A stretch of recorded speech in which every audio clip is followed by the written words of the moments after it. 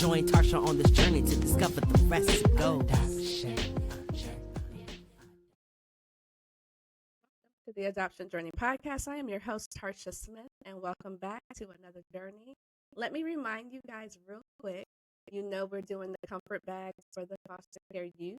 So please, please, please go to either the Adoption Journey podcast or the Black Adoptees Meetup Instagram page and click the link in the bio to purchase from our wish list so that we can provide these duffel bags and the comfort bags and everything for the foster kids, and they'll be delivered on December 12th. So don't forget to go do that. And then don't forget to like, share, subscribe, do all of it. All right, enough of that. We have a fellow adoptee in the building. Hello, Ayden. Hi, I'm very happy to be here. I'm so glad that you're here. And I love to dive right in. And I know you just told me that you always knew that you were adopted. There was no hiding. Yeah, no, you're absolutely right. It was impossible for my parents to hide it because my parents are Caucasian. So it's kind of there's no lying about that, that Okay. I don't look like my parents. Okay, so start from the beginning. What do you know about your very beginning? What do you Yeah, so on October 28th, 2002, I was born, and a few hours after birth, I was abandoned in China at a train station, and the police found me with my umbilical cord still attached. And then I was sent to an orphanage where I spent the first year of my life before my amazing and loving parents flew halfway across the world to get me and bring me home to my two older brothers in Pennsylvania. Okay, I'm gonna go back just a little bit. The umbilical cord still attached is crazy. So Yeah, when you, as the person that this happened to, like when you hear that, like how old were you when they told you those details? I, I've known those details for as long as I remember because it's such an important part of me Yeah. and my story and growing up. Because, like I said earlier, there was no hiding that I was adopted. My parents were very open in my adoption, they were very communicative about what they went through, about having to deal with me and with other people. And the resources that they tried to get. Obviously, I didn't always comprehend it like I do today Sure. because I was a little kid, but yeah, there was no hiding it. Okay, so walk me through. So they come and get you at a year old from the orphanage. Did your parents ever talk to you about their experience and what even made them come to China to adopt a child? Did they come to just adopt a child, or did they come to adopt you, or what do you know? Yeah, so my parents really wanted a girl and they had two boys already, and it was either they could try again and hope they got a girl, or they could go to China and get me. And they had known somebody personally who had been positively impacted by Chinese adoption, and they decided, okay, this is what we're gonna do. So about a year and a half before I was even born, they started the adoption process, and for them it went super quick. It's usually unheard of from the day they start the process to the day they were getting me, just over a year and just under actually a year and a half. And they knew they were going to get me. They were sent photos, they knew my story. And it was a few weeks before my first birthday that they were flying to China to bring me home. Okay. So can you walk me through, if do you mind saying when they came back to the United States, like you can just say the state, like what state are you? I'm from Pennsylvania. It's Okay. still my home state, yes. Okay. So you grow up in Pennsylvania, and the two boys that they have, they're biological to them, I take it, or did they adopt them as well? They're biological, correct. Okay. They are 27, almost 28, and 34, I Okay. think. Yeah. Okay. I always confuse their So age. Just so old, older than the correct. oldest one seems to be quite a bit older. Correct. Okay. And tell me, were you the only? Oh, okay. Were you the only Chinese person in your circle, like at school, like in the classroom, like? Yes. Yeah, I was. And that was really hard for me because growing up, I lived in a predominantly, and I still live in a predominantly white and African American area, and Asian and Chinese races are not even like put on the census. So there are not a lot of people in my area that look like me. What was that like for you growing up? Like, what's some of your earliest memories? Did you feel different? Like, did you want to look different? Like, walk me through that. Yeah, so growing up, I always knew I was different. There was no denying that because I don't look like my family. I didn't look like my parents. And I always knew I was kind of the only one in my classes that I was adopted. And I mean, how do you tell a kid that they're different? You don't. It's hard for a kid. It's hard for, a young kid to kind of comprehend that they're the only one that looks like them in their family when you're looking at your classmates and their parents and they look like each other, but I didn't. So I definitely struggled with that, the sense of identity and knowing that I was different, because no little kid wants to feel or be different. Sure, sure. And okay, identity. Were you being exposed to any parts of your culture, or are you being acclimated to white culture? If you will, because that's how you Yeah. were raised. So I was being exposed to both. I always say I'm like a banana, which means I'm yellow on the outside and white on the inside. I've Thank you, never crazy. heard that before. Yeah, well, thank you, Crazy Rich Asians. Not my joke. That was a great Aquafina said movie. that. Oh Yeah. yeah, she did, didn't Yeah, and I was she? like, I cannot relate to that I relate to that so much. That's so true because I grew up like a white kid. Like, I had amazing opportunities. I was exposed to different things, but I grew up with an American family in Pennsylvania in a predominantly white community. And so I always knew I was different. To the world, I look different. I know I'm different, but growing up and not being acclimated and exposed as much to people who looked like me, I just kind of got used to it and was like, okay, this is just me. I don't always think about that I'm different, but I remember and never forget that to the world I'm different because I don't look like my Mm, family. I'm the minority in my town, but that's okay because my parents have embraced both sides of my identity. We celebrate my Gotcha Day, we celebrate Chinese New Year. So I had exposure on both sides, okay. but more so with my family and my American culture. Mm. It's so interesting that because you get that now as an adult, but growing up, I can only imagine because I, talk to people that they're one of one in their community. So I'm going to fast forward just a little bit because I'm trying to get like through your school years. And are you saying that the school years weren't difficult being different, or everybody was just kind of like, okay, here's Aiden, and this is who she is? Do you feel accepted? So the school years were actually incredibly difficult for me because I knew I was different and I was treated differently, but not just the way that I looked. It was because the way I behaved. Oh, I have really bad ADHD and anxiety, and it wasn't until a few years into elementary school that I got that diagnosis, and the right resources and the right 504 plan for me, and found and met my amazing third grade teacher turned lifelong friend that really changed my life. But I really struggled in school. I struggled with teachers understanding me, how to deal with me, how to deal with my trauma and my ADHD and anxiety, because that was 15 years ago. We don't have nearly the resources we had um hmm, excuse me, we don't have the resources today that we had when I was a kid growing up when I needed them. no, I understand that. I teach psychology, so I understand exactly what you're saying. Do you think that you said something that just caught my ear? You said they didn't know how to deal with my trauma.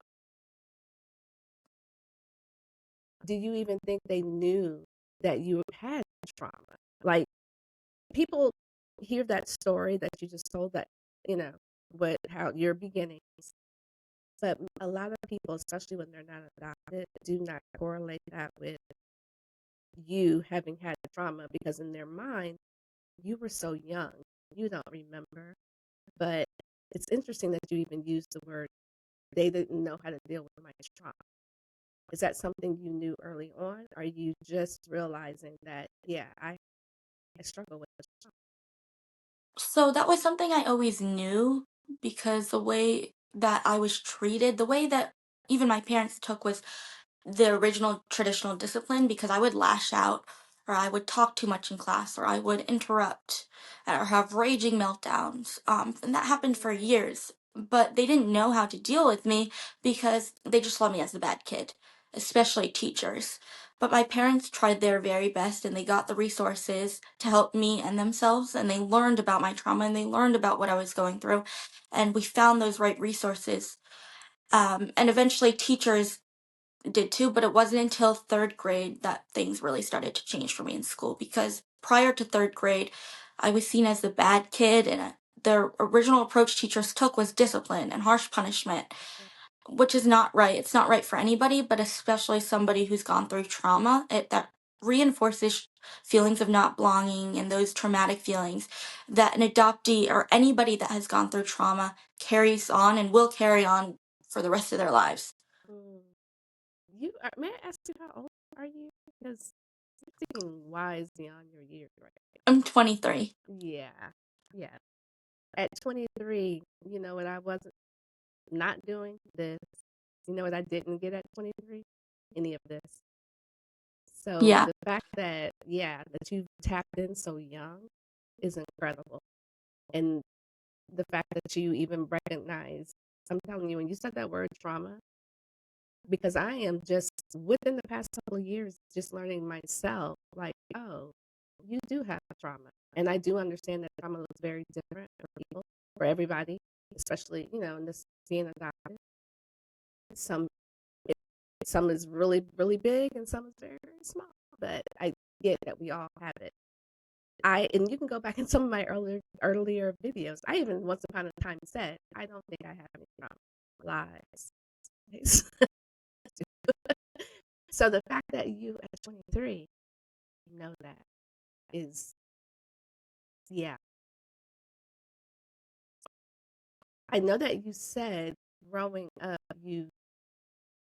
I'm just visualizing this little girl who A doesn't look like anybody, who's already different, and you're acting out. What was that like at home? Were you, yeah, how did your parents do? So originally, my parents tried to take the original discipline approach because they thought, okay, this worked for our other two kids. Why wouldn't this work for her? And usually that is okay, but for somebody who's dealt with trauma that like I have, or has been adopted and not had that nurturing, loving care from the beginning in the first year of my life, traditional discipline does not work. And it took years of trial and error for them to realize that, even though my mom is an educator and she knew I was different from the beginning, and she seeked out those resources to help me. Okay, there's probably the answer to my next question. How did they even know to seek help? Because some people just kind of wash their hands of it and they're just like, I guess this is what it is, and they don't get the help until either never or the person themselves will get the help later. So it's probably because your mother's an educator and she knew to tap in someplace else at some point. Is that right? Yeah, that's correct. But not just that, they knew pretty early on that what they were doing wasn't working for me and wasn't going to work. And through the guidance of psychologists, psychiatrists, and therapists, and therapy and medication, it was trial and error. It took years. But I would say it wasn't until around third grade when things really started to turn around. But this is something that will always be a part of me. It's a part of my journey, and adoption truly is a journey. Mhm. So it's something that I've come to terms with today and I've learned to accept. And when I think back, I wish certain things didn't happen, but at the time, we didn't know any better. They didn't know any better. And so I don't fault them for that. But they always say they wish they could go back and do things differently. So you keep touching on the third grade. Tell me about that year. What happened? Walk me through it. Yeah, so prior to third grade, the original approach that teachers were taking um, from the time I started preschool up until the end of second grade was traditional discipline and punishment and yelling and sending me to the principal's office. And I would only want to lash out more. I didn't want to go to school. I resented my teachers. and it was hard to get me to go to school. And my school was trying to work with me and my parents. My parents were trying to advocate for me, but it wasn't until I met my amazing third grade teacher, who's now Crystal to me, who forever changed my life. And she always says that I did the same for her, and she never wants me to credit her, but I always say you had such a big impact on my life. She did things that other teachers wouldn't do. So a lot of teachers couldn't be bothered. They would just send me to the principal's office or discipline me or yell at me or embarrass me. But she actually took the time to understand me, to listen to me, to nurture me. We would play games together. We had a journal. So she did so many amazing things that made me realize I wasn't the bad kid. This isn't on me. This is a cry for help. This is something that I need other adults to understand, but I couldn't articulate that as, In the third grade, yeah. yeah, as a 8, 9 year old kid. Yeah. So, just thinking about Crystal as an educator and you as an 8 or 9 year old kid, and you come in with all this trauma and acting out, and I'm sure she had already gotten the word, um, because whenever there's that kid, the teacher say, "Oh, that's you have that kid in your class this year." And Yeah. so, I wonder if I would love to know what made her decide, let me try something different with her. Or do you know the answer? Yeah, I do. I would say because she went to school for special education, Ah, there it is. she taught journal like just third grade, but her background was very different than previous teachers. And I also believe that not just her background, she's just an incredible person. She's compassionate, she's empathetic, she's patient, and that's what I needed at that time. Mm. So, as far as your education, did you stay in the regular general gen ed classroom, or did you end up doing special education, or what did that journey look like for you once you started to get? Yeah, so I was never put in special education classes. I Okay, had like learning support classes okay. throughout the years, but they just kind of kept adjusting my 504 plan and figuring out what worked and didn't work because they didn't want to kind of derail me from what I had known because I learned pretty quickly when they took away my sense of regularity that bad things didn't would happen. And um through that, I continued in the public school education system up until middle school. So for me, middle school would have been fifth grade. And my parents didn't want to send me to the middle school because it was so big in my area. And so they decided to send me to Catholic school from fifth to eighth grade, which looking back was not a good idea because Catholic school in my area did not have the resources that public schools do. Ooh, what was that So, like? Because I went to Catholic school too when I was a little girl. What was that like? not good for me because I was the only Asian person, only adopted person. I wasn't given the resources that I could have been given had I stayed in public school, like the 504 plan, access to different learning support classes. So I actually ended up like leaving at the beginning of eighth grade because I said, I've had enough. I had all these little things that had happened within like a week span. I was being yelled at, I was being picked on by teachers, by kids. And I'm like, I can't do this anymore. So I actually stormed out of the classroom at the end and packed up my bag and said to my parents, I'm not going back. Don't force me to go back. Send me to like the local public school. And they did. They listened to me. And it I went to high school and it worked out very well in the end. Okay. So you walked out and then told your parents, we're not doing this anymore, and I'm going to the high school. Sounds like you know how, or figured out how to advocate for yourself pretty early, especially after the third grade, and you had the support, and then you didn't have the support, so you know what that support was. Talk to Yes. me. Okay, so you get through. So you went on to the high school. So I imagine, what were the high school years like? Were they better now that you had the support? Yeah. Well, the high school I went to was ginormous. They're actually rebuilding a new high school and they're tearing out the old one because it's so big. I think there's around 800 people in my graduating class. Mhm. So I kind of just blended in, and it worked out very well because I wasn't different. I was just a pea in a pod, like carrying on my merry way, doing very well, knowing that I had resources, knowing that like I was able to go to the guidance office when I wanted to, or able to like ask somebody for help. But I will say I did have a very difficult day in junior year of high school because I had a difficult few days, and I had a teacher who actually wanted me to, we were in science class, and he wanted me to light this little burner. And I didn't want to because I didn't like those little lighters that you flick on because I'm always afraid I'm going to burn myself. Hmm. And so he grabbed my hand and he said, "I'm not leaving until you light this." And at that point, even before he grabbed my hand, the entire class is looking and like kind of shocked that he's doing what he's doing. And I'm shocked and I say, "I'm not doing that. That's like giving me anxiety." I said no. I handed it back to him. I said no. And he said, "I don't care. So what? Over half your generation suffers from anxiety. I'm not leaving until you do this." And I was just in total shock. I was crying. The entire class was looking at him in like absolute dismay because they were so shocked that he said what he said. And I ran out of the room crying because it just brought me right back to years prior where people didn't understand me, but I couldn't articulate what I needed. Now at almost 18 years old, I can. And as I'm running out of the class, he's saying to me, "Oh my God, she's going to the guidance office to tell on me." And that just made me realize that not everybody will understand me, not everybody will get me. And so I wrote out my story and I sent it to him. And it was a little bit eye opening for him.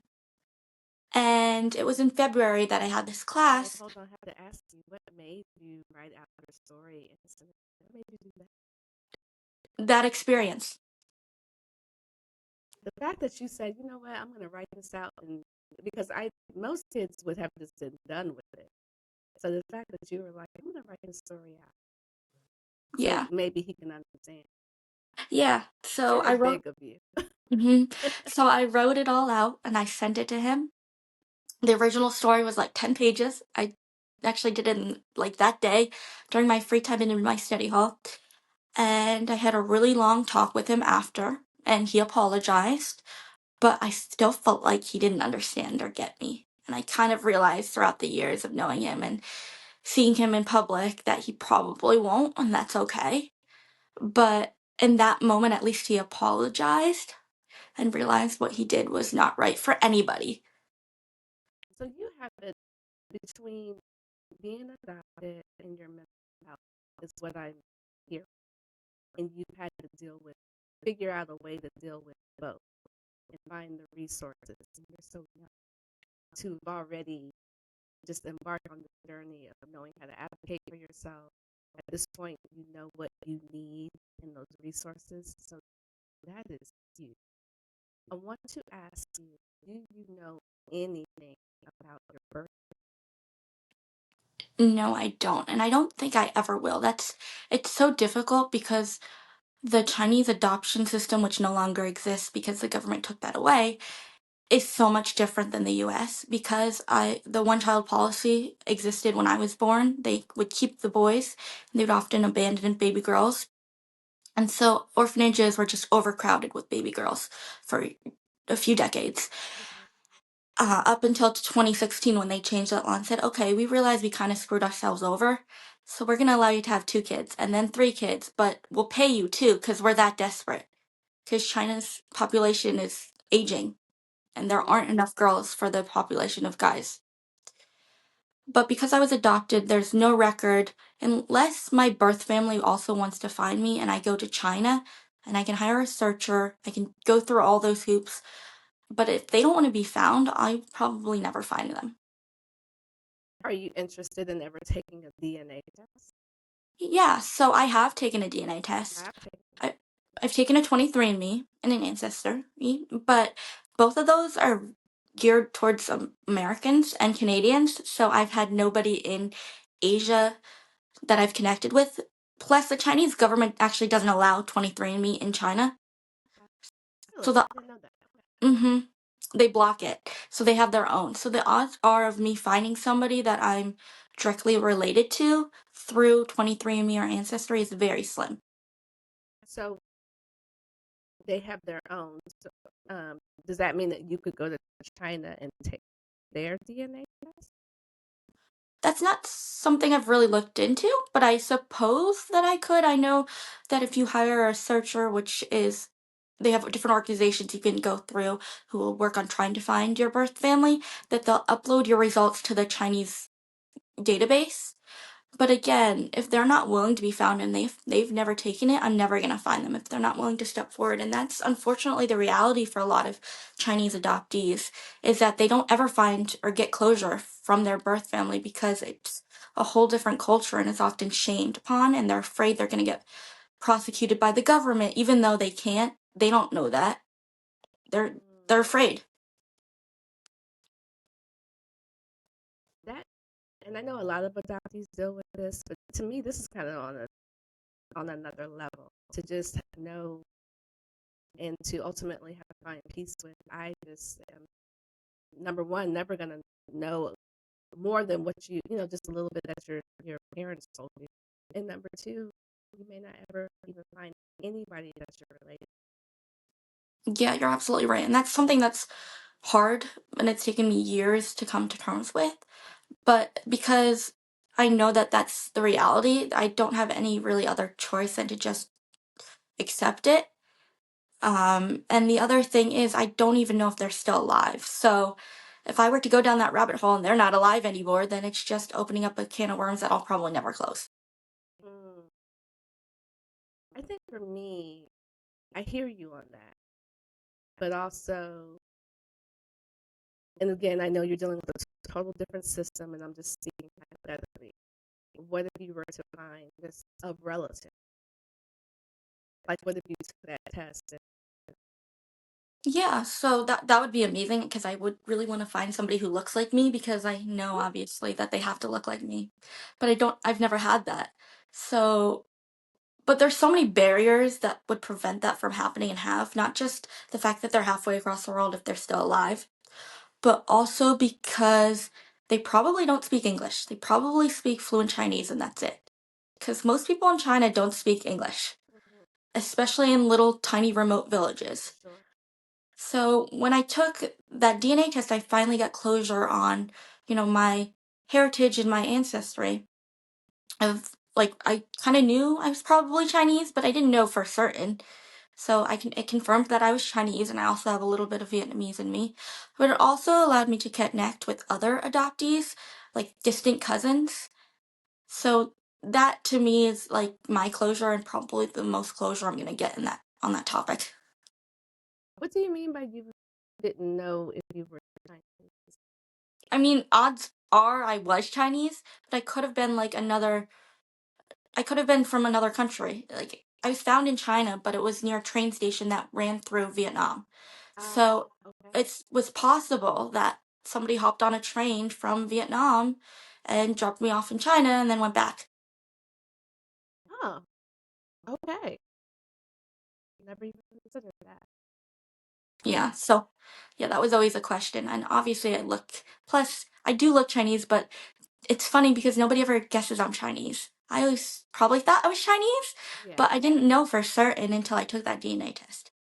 So, have you taken the time to, especially now as an adult, are you interested in learning the language, or have you gone down that road? Yeah, so I did attempt to take Chinese in like preschool and elementary school, but it's a very hard language to learn.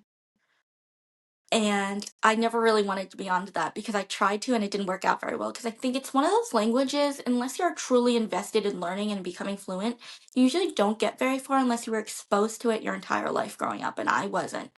So I know that it would be a lot of time and effort to learn that. And that goes for any language, but especially any of the Asian languages because they have a different alphabet and it's so much different than English.